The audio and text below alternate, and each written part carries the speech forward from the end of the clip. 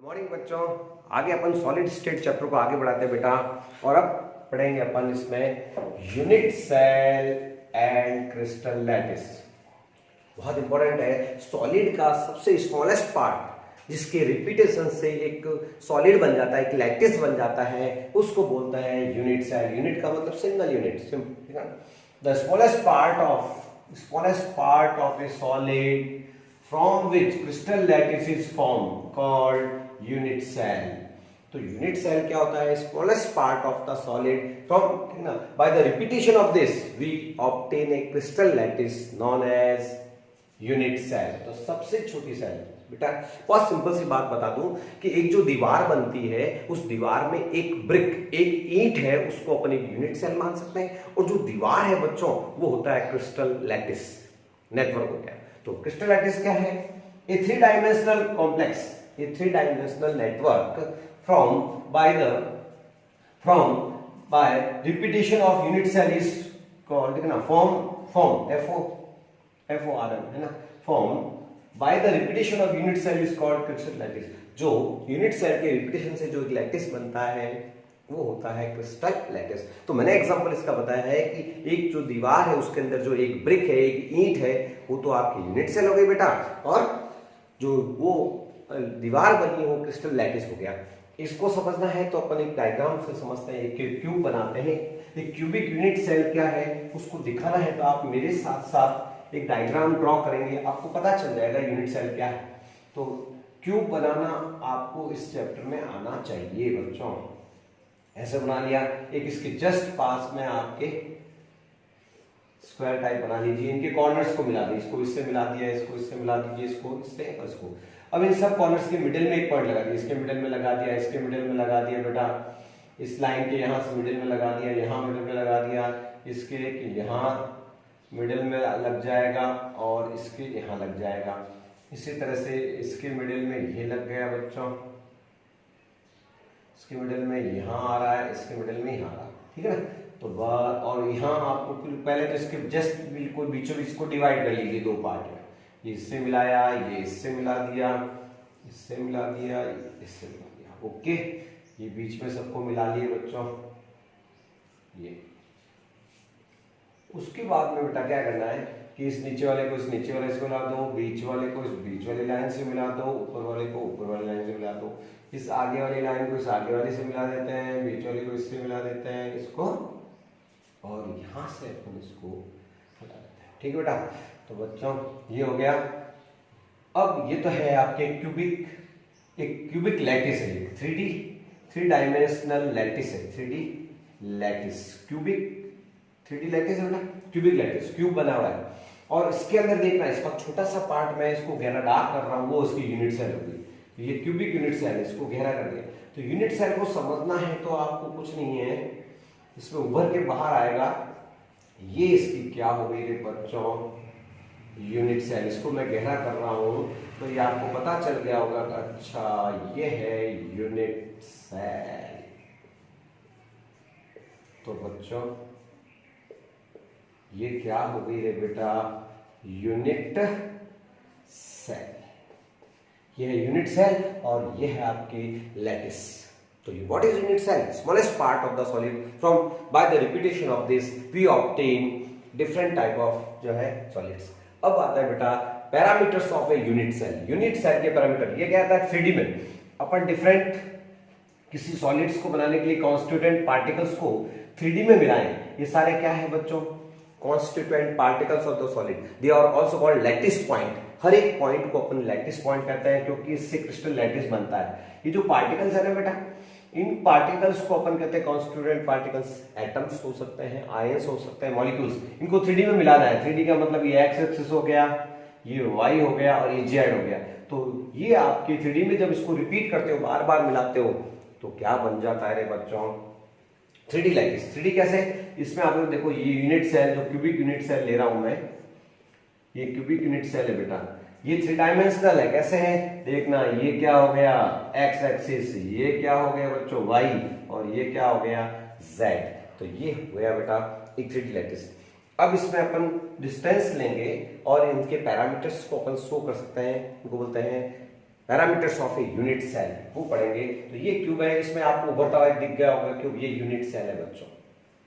अब देखते हैं parameters of a unit cell.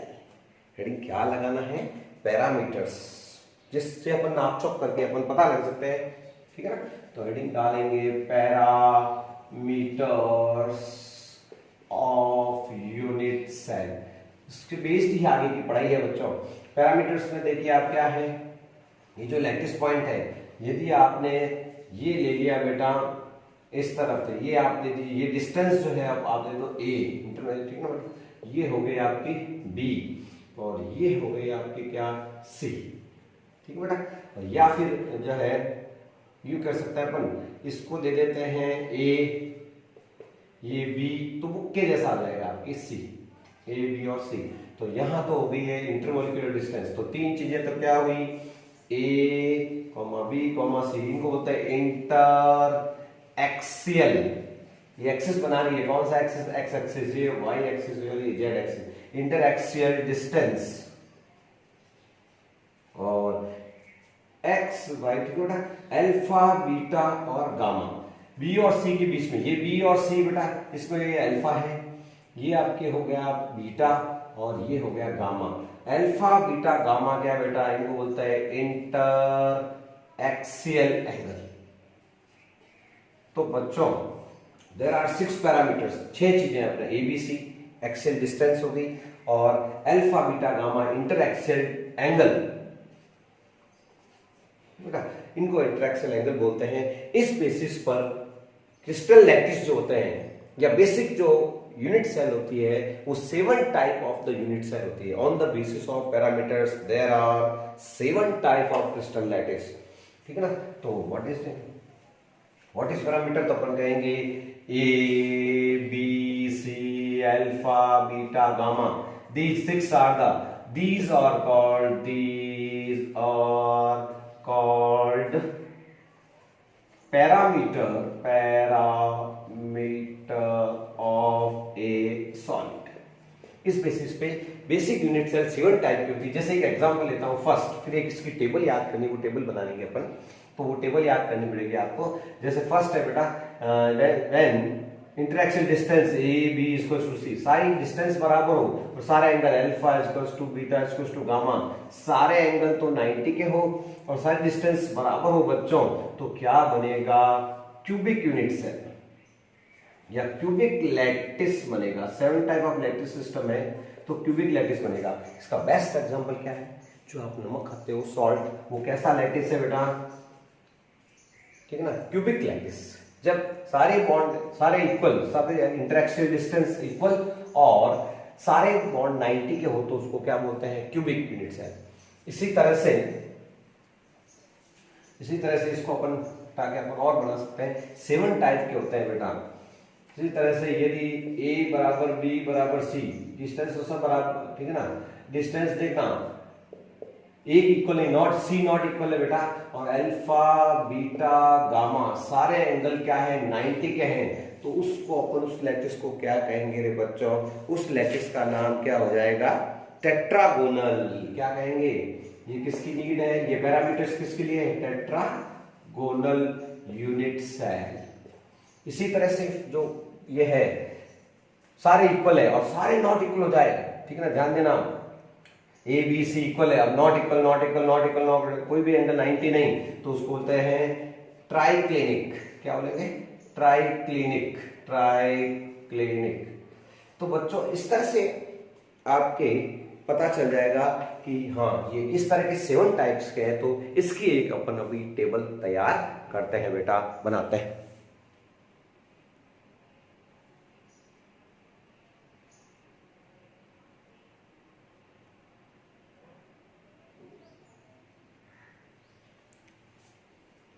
हाँ बेटा, तो on the basis of parameters alpha beta gamma और ए बी सी, ठीक है ना, there are 7 type of crystal system. मैंने आपको बताया था।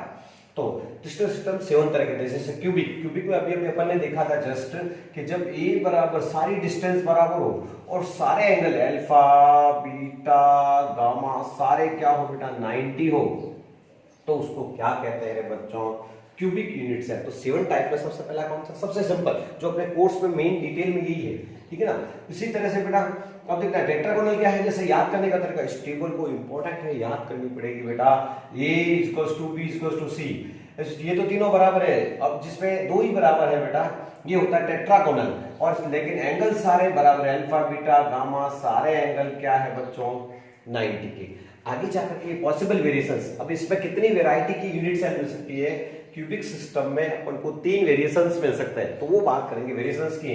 तो टोटल आपको वेरिएशंस भी अपन लिखेंगे, कौन क्या होते हैं, ठीक है ना, कितने अरेंजमेंट होते हैं उसमें, उसको बोलते हैं वेरिएशंस। और हमारे लाइफ में इसका एग्जांपल क्या है, क्यूबिक का एग्जांपल है NaCl जो मैंने कहा था, नमक खाते हैं। इसके अलावा जिंक ब्लैंड बोलते हैं ZnS को, इसका भी स्ट्रक्चर इसी तरह का होता है बच्चों। इसी तरह से टेट्राहेड्रल समझ गए बेटा, ठीक क्या हो गई, सारे बराबर, सारे एंगल 90 या नॉट इक्वल टू, एक सी इक्वल नहीं है, एंगल सब 90 है। यहां पर भी एंगल क्या है, सारे 90 है, लेकिन बच्चों कोई भी जब बराबर नहीं है, कोई भी एक्सिस, कोई भी डिस्टेंस बराबर नहीं है, तो उसको बोलते हैं ऑर्थोरोम्बिक। क्या बोलते हैं, रोम्बिक शेप। अब रोम्बिक शेप क्या होता है, तो कहता है ना जब डिस्टेंस बराबर नहीं है लेकिन एंगल सारे 90 हैं, तो इसमें 4 वेरिएशंस है, और वो मिलता है पोटेशियम नाइट्रेट और रोम्बिक सल्फर में। इसी तरह से टेट्रागोनल का एग्जांपल है टिन स्टोन है, कैल्शियम सल्फेट है, TiO2 है। ये टेबल बहुत ज्यादा इंपॉर्टेंट है, इसलिए मुझे इसको बनाना पड़ा है, और आपको भी इसको लर्न करनी चाहिए। तो ये तीनों ट्रिक से याद हो गए, सारे एंगल 90 90 90, ये सभी इक्वल, एक इक्वल नहीं, दो, ठीक ना, कोई भी इक्वल नहीं, तो 3 याद हो गए। फर्स्ट का जस्ट लास्ट उल्टा है, फर्स्ट का उल्टा कर देते लास्ट, ये इक्वल है, नॉट इक्वल कर दो बेटा, और कोई भी एंगल भी इक्वल नहीं है, तो क्यूबिक का जस्ट उल्टा क्या होता है, ट्राइक्लिनिक। याद हो गया ट्राइक। हेक्सागोनल में एक एंगल 120 का होगा, गामा वाला, ये देख लीजिए, गामा वाला जो है क्या होगा बेटा 120 का होगा, और हेक्सागोनल में और एक जो है डिस्टेंस आपके बराबर नहीं है। इसी तरह से बच्चों रोम्बो जो हाइड्रल है, रोम्बो हाइड्रल में बेटा सारे ये तो इक्वल है, डिस्टेंस तो ये तो सारी इक्वल है, लेकिन जरूरी नहीं है कि एंगल सारे 90 हो, 90 से कम, alpha beta gamma not equal to 90, मतलब 90 से कम ज्यादा होंगे पर 90 नहीं है, नॉट इक्वल टू 90। इसका भी वेरिएशन 1 मिलता है, और इसका एग्जांपल क्या है बेटा, कैल्शियम कार्बोनेट है, मर्क्यूरिक सल्फाइड है, HGS सिन्नेबार जिसको बोलते हैं, कैल्साइट है ये। इसी तरह से बच्चों मोनोक्लिनिक में जो है अल्फा और गामा तो 90, लेकिन बीटा नॉट इक्वल टू 90, और कोई भी डिस्टेंस बराबर नहीं, तो पीछे वाले के 2 डिस्टेंस से बराबर नहीं है, इसके सारे वापस डिस्टेंस बराबर है, इसका एक इक्वल नहीं, लेकिन एक एंगल 91, ठीक है ना। 120 का है हेक्सागोनल, अपने ग्रेफाइट और डायमंड के स्ट्रक्चर आपके पड़े हुए हैं, तो ग्रेफाइट का स्ट्रक्चर आपको पता है हेक्सागोनल टाइप का है, तो पता चल जाएगा आपको। तो बच्चों ये बुक में भी बनी हुई टेबल, इस टेबल को आप जरूर लर्न कर लेंगे। पूछेंगे रोम्बोहाइड्रल क्या शेप, भाई क्यूब तो सबको पता है, लेकिन रोम्बिक शेप क्या होता है, तो अपन कहते हैं कि रोम्बिक शेप के लिए एक्सेल डिस्टेंस पूछते हैं बेटा, और ये पूछते हैं एंगल, तो इसको अपन को कैसे भी लर्न करनी चाहिए, कंपैरिजन करके बहुत फायदा हो जाएगा इससे, ठीक है ना। अब अपन पढ़ेंगे वेरिएशंस इन क्यूबिक सेल, अपने कोर्स में वेरिएशंस हैं इसके, और उसके पार्टिकल्स निकालेंगे, ठीक है बेटा। तो हेडिंग लगाएंगे अपन क्या, variations in cubic unit cell and calculation of number of particles। Heading लगाएंगे बच्चों variation in cubic unit cell, cubic unit cell. Cube बनाना आता है तो सबको, बच्चों को, आप सब क्या करो बच्चों, क्यूब मेरे साथ साथ बना लीजिए। क्यूब आपको बनाना आता है, ये आप क्यूब बना लिया अपन ने, 3 डिब्बे बना लीजिए, क्यूब बना लीजिए, और यहाँ बीच में अपने लाइन खींच दीजिए। दूसरा एक क्यूब और बनाइए आप मेरे साथ साथ, इसमें आपको पार्टिकल्स भी मैं आप सिखा दूंगा बेटा, पार्टिकल्स की काउंटिंग भी सिखा दूंगा। यह है बच्चों 3 यूनिट सेल आपने बना ली, क्यूबिक यूनिट सेल के 3 वेरिएशंस सिखा रहा हूं, ठीक है ना।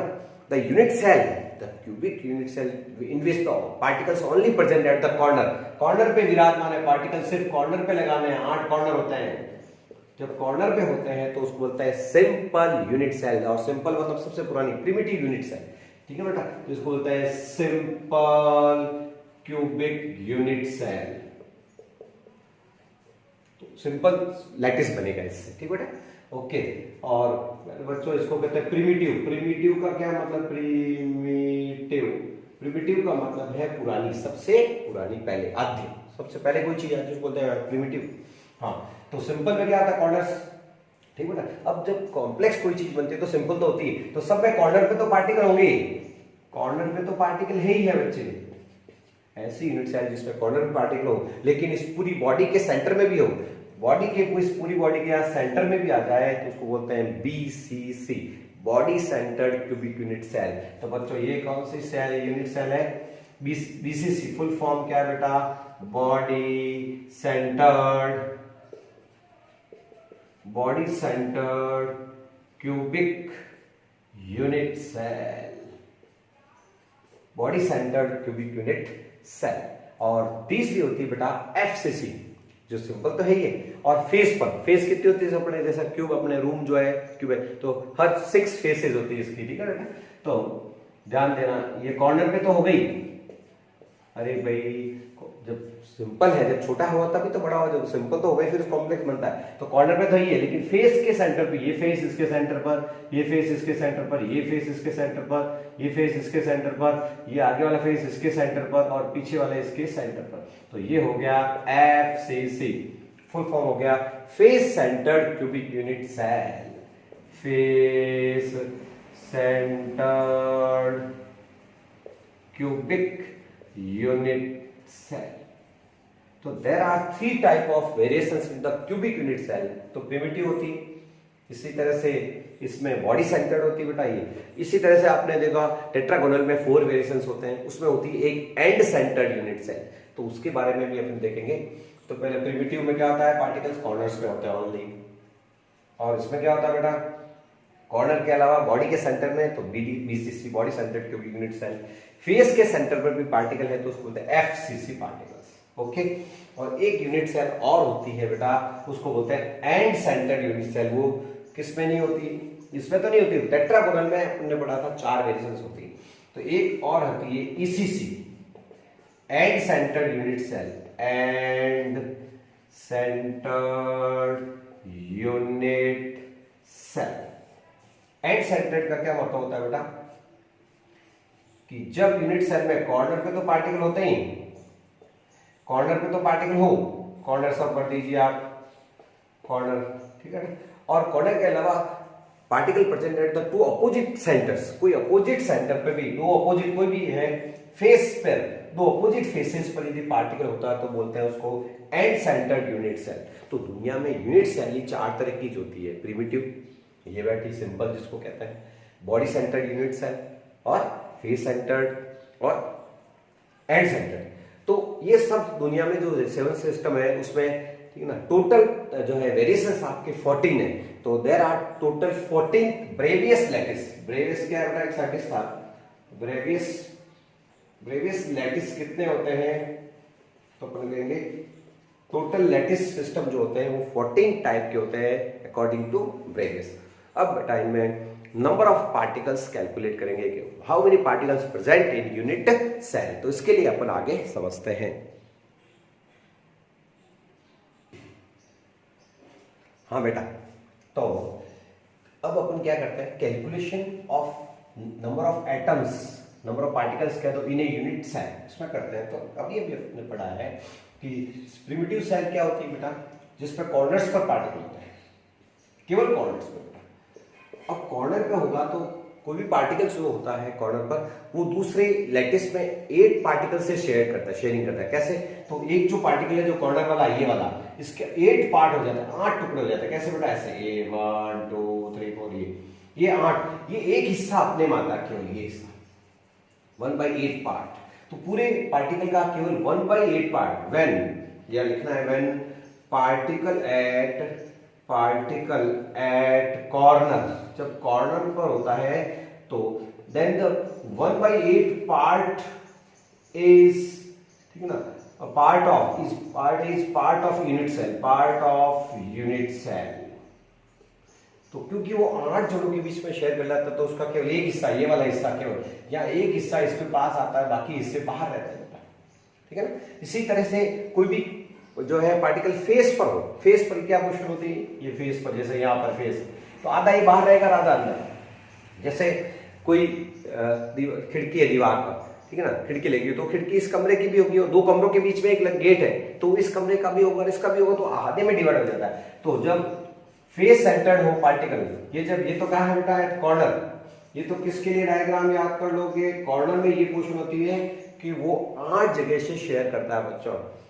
फेस पे ध्यान रखना बेटा, आधा पार्ट तो अपना है और आधा पार्ट बाहर है, ये अपना हो गया तो ये इधर बाहर की ओर हो गया, या ये अपना हो गया तो ये हो गया बाहर। तो कोई खिड़की, कोई दरवाजा, 2 कमरों के बीच में, 2 यूनिट सेल के बीच में, तो हाफ हाफ हो जाएगा।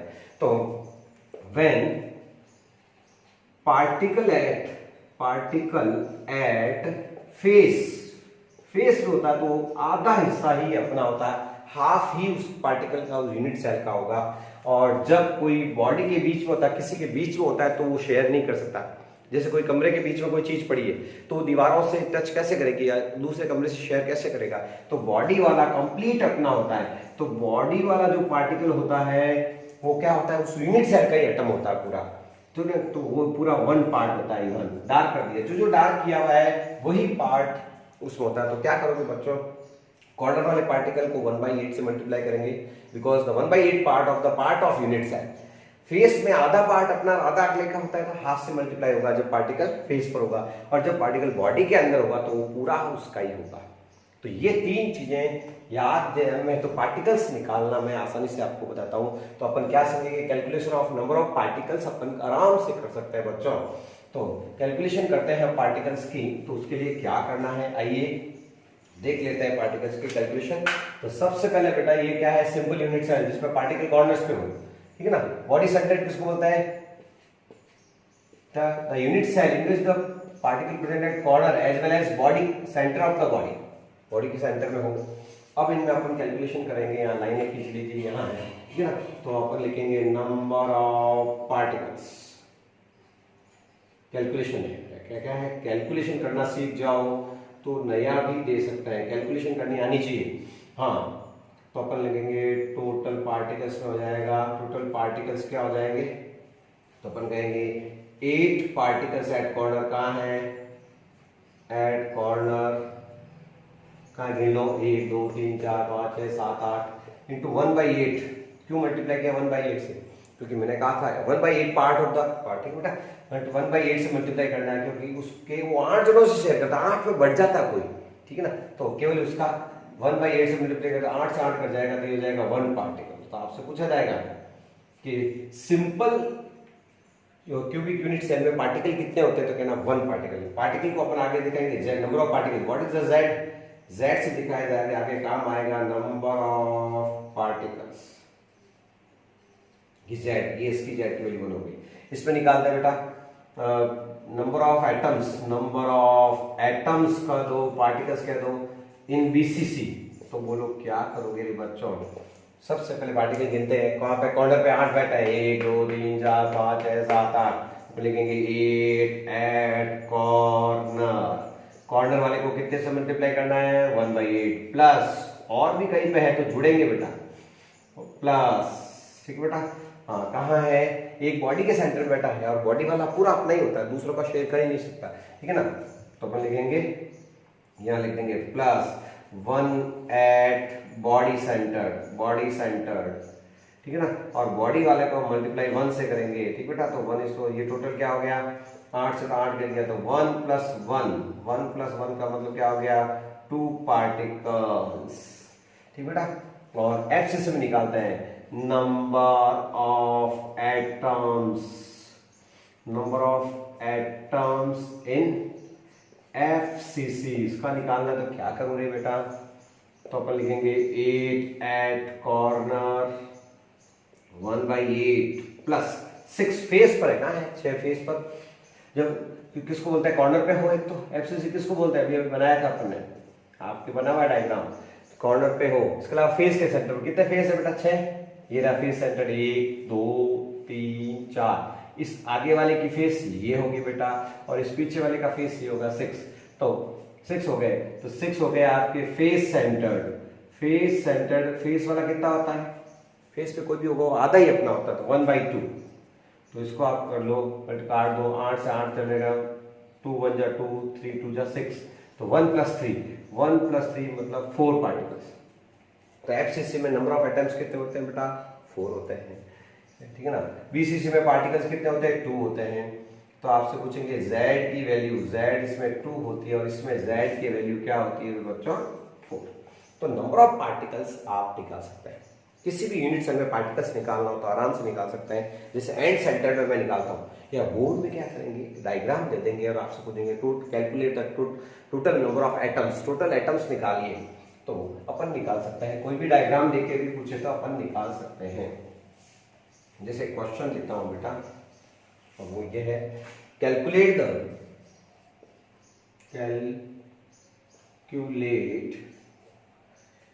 Number of atoms in given unit cell में पार्टिकल निकालना है, ठीक है ना। तो आपको एक डायग्राम दे दिया है मैंने,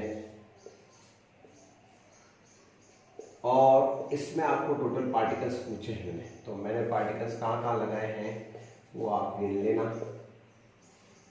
कॉर्नर पे मान लीजिए 7 ही लगाए, तो ये हो गया, और एक मैंने बॉडी में लगाया, तो टोटल पार्टिकल, इसमें टोटल पार्टिकल निकालने, कैसे निकालेंगे बोलो, तो अपन कहेंगे, ठीक है ना, टोटल पार्टिकल निकालने के लिए क्या करते हैं बेटा, कॉर्नर वाले गिन लो पहले। कॉर्नर पे कितने हैं, 1 2 3 4 5 6 7 ही दिए मैंने, लेकिन कॉर्नर एक पार्टिकल का 1/8 पार्ट अपने आता है, तो 7/8 हो जाएगा, प्लस एक पार्टिकल का बॉडी के अंदर, बॉडी वाला पूरा अपना ही होता है, इसको 1 से मल्टीप्लाई कर दो, तो ये हो जाएगा बेटा 7/8, ठीक है ना, +1, ठीक है बेटा। ये हो गया आपके टोटल पार्टिकल्स, 7/8, इनको जोड़ दोगे टोटल पार्टिकल्स आ जाएंगे, कैल्शियम आ जाएगा। इसी तरह से इसमें पार्टिकल्स बताओ, तो एक यूनिट सेल ले रहा हूं मैं और इसमें पार्टिकल्स निकालने हैं, तो कैसे निकालोगे, निकालते हैं। ये एंड सेंटर्ड यूनिट सेल है बेटा। एंड सेंटर्ड क्या होती है बच्चों, जब कॉर्नर पे तो है ये पार्टिकल, जब पार्टिकल कॉर्नर पे हो, और बच्चों मान लीजिए कहीं फेस पर पड़े 2 पार्टिकल, इसमें टोटल पार्टिकल निकालने हैं, तो अपन लिखेंगे टोटल पार्टिकल्स कहो चाहे एटम्स कहो बेटा, कोई डरने की जरूरत नहीं है, पार्टिकल्स। हाँ, कहाँ कहाँ पर है पार्टिकल्स, कॉर्नर पे कितने बेटा, 8, 1 2 3 4 5 6, ठीक है बेटा, 8। अपन लिखेंगे 8 एट कॉर्नर और मल्टीप्लाई बाय 8, प्लस, और कहाँ है, फेस पर 2 है बेटा, तो एट फेस, और फेस वाले को मल्टीप्लाई किससे करना है, 1/2 से, तो 2 से 2 कट जाएगा, तो ये 8 से 8 कट जाएगा, तो ये हो जाएगा 1 + 1 क्या हो जाएगा बेटा, 2 पार्टिकल्स। तो इसमें टोटल पार्टिकल्स क्या होंगे, 2। तो आराम से आप इसके टोटल 7/8 और +1 जोड़ना, ये हो जाएगा आपके टोटल पार्टिकल्स। तो डायग्राम दिया हुआ आएगा, तो कॉर्नर वाले को कितने से मल्टीप्लाई करोगे, 1/8। क्यों करोगे, क्योंकि वो 8 के बीच में शेयर करता है, वो भी आपको समझ सकते हैं। फेस वाला आधा अपना, आधा, ठीक है ना, फेस वाला आधा हो जाएगा, और बॉडी वाला पूरा पार्टिकल अपना ही होता है, ठीक है ना। शेयरिंग कैसे करता है, तो एक डायग्राम से आप समझ सकते हैं कि शेयरिंग का क्या मतलब है। तो वो एक लास्ट डायग्राम कर लेते हैं आज की क्लास का, और फिर इसको यहाँ पर अपन खत्म करते हैं बच्चों।